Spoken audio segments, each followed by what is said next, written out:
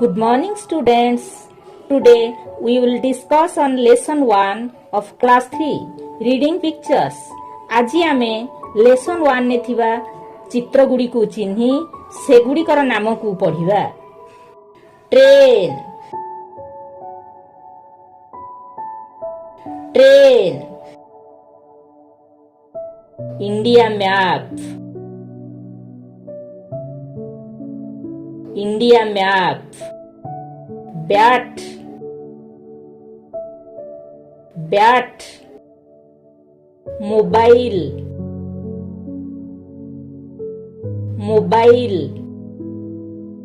Ball, ball. Television, television. Car,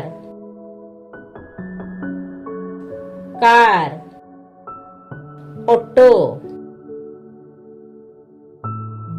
auto. ତେବେ ପିଲାମାନେ ନିମ୍ନରେ ଦିଆଯାଇଥିବା ଚିତ୍ର ଗୁଡ଼ିକର ତଳେ ସେମାନଙ୍କର ନାମ ଲେଖ, ଯେପରି ଇଣ୍ଡିଆ ମ୍ୟାପ। ପିଲାମାନେ ଆମେ ଚିତ୍ର ଗୁଡ଼ିକର ନାମ ପଢ଼ିନେଲେ। ଏବେ ତୁମ ପାଇଁ କାମ ହେଲା ନିମ୍ନ କ ସ୍ତମ୍ଭରେ ଥିବା ଚିତ୍ରର ନାମ ଖ ସ୍ତମ୍ଭରେ କେଉଁଠି ଅଛି ଖୋଜି ଯୋଡ଼, ଯେପରି କାର, ଟେଲିଭିଜନ।